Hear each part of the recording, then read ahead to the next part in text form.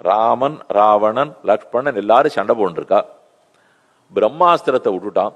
அஸ்திரத்தில் அடிபட்டு ராமன், லக்ஷ்மணன் 2 பேரும் அடிபட்டு விழுந்துட்டா. அதுல தப்பிச்சவா இவர்கள் மட்டும்தான். விபீஷணன் ராட்சசன், அதனால அவன் அது ஒண்ணும் பண்ணல. ஜாம்பவான் பிரம்மாவனுடைய நேர் புத்திரர், அதனால அவரை ஒண்ணும் பண்ணல. இவா 2 பேரும் எழுந்துட்டா. எழுந்து 2 பேரும் சந்திச்சுக்கிறா. அப்ப ஜாம்பவான் கேட்ட முதல் கேள்வி, விபீஷணா ஹனுமார் உயிரோடு இருக்கிறாரான்னார். விபீஷணனுக்கு ரொம்ப ஆச்சரியம். உங்க நாட்டுல ராஜா உயிரோடு இருக்காரான்னு கேட்க மாட்டீங்களா? சுக்ரீவனை கேட்கல, ராமனை கேட்கல, ஹனுமாரை கேட்கிறீர். அவர் இருந்தா தான் அவர்கள் இருப்பா, இவர் இல்லைன்னா அவர்களுக்கும் உயிர் இருக்காது. ஏன்னு கேட்க, பிராணவாயு இல்லையா? முக்கிய பிராண தேவதையா இவர் இருந்தால்தான் அடுத்தம் வாழ முடியும். ராமனாகவே இருந்தாலும் மூச்சு விடணும். அதனாலதான் ஹனுமார் சீதையை ரட்சித்தார், ராமனை ரட்சித்தார்னு அர்த்தம் இல்ல, நம்மை அனைத்தும் பிராணவாயு தான் ரட்சிக்கும்னு அர்த்தம்.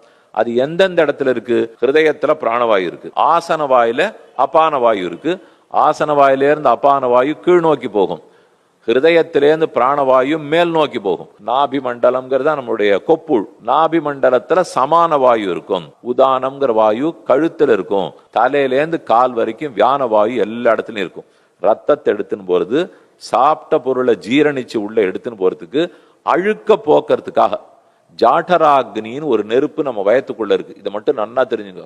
கண்ணன் ஏன் இதை கர்மயோகத்துல சேர்க்கிறார்? நம்ம கும்பகம், பூரகம், ரேச்சகத்துக்கு நம்ம உடம்பு ஆரோக்கியத்துக்கும் எவ்வளவு சம்பந்தம்னு இதை பார்த்தா தெரிஞ்சுக்கும். இந்த இடத்துல ஜாட்டராக்னின்னு இருக்கு. அந்த அக்னியினுடைய ஜுவாலை எப்பவும் மேல் நோக்கியே எரியும்.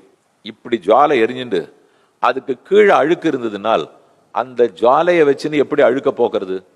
நெருப்பை போட்டு வாட்டினா அழுப்பு போகும். ஆனா அந்த நெருப்பை தலைகீழ திருப்பணும் இல்லையா? திருப்பினா ஜுவாலை கீழ் நோக்கி எரியும். கீழ் நோக்கி எரிஞ்சதுன்னா அழுக்க போக்கி விடலாம். இதுதான் பிராணாயாமத்தினுடைய கருத்து. அந்த ஜுவாலையை கீழ் நோக்கி எரிக்கிறதுக்கு என்ன பண்ணணும்னால், ஹிருதயத்திலேருந்து பிராணவாயு மேல் நோக்கி போயிட்டு இருக்கா, அதை தடுத்து இழுக்கணும். உள்மூச்சு உள்மூச்சு இழுச்சா இப்படித்தானே வாயு போகும். இப்படி வாயு போகும்போது இங்கிருந்து மேல் நோக்கி எரிந்து கொண்டிருக்கிற நெருப்பை கீழ் நோக்கி திரும்ப தலைகீழ எரிய வைக்கும்.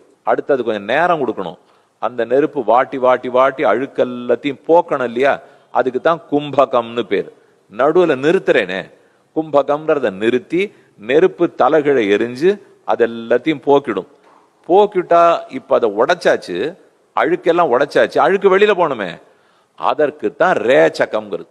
காத்த வெளியில விடுறேன் பாருங்க, அப்ப எதிர்மறை காற்றா போய் மறுபடியும் நெருப்பு மேல் நோக்கி வந்துடும். கீழ் நோக்கி காற்று போய் அபான வாயுவின் மூலம் அழுக்கத்தனி வெளியேறிடும். இந்த 3ஐயும் பண்றதை தான் 3 யோகமா சொல்றார் கண்ணன்.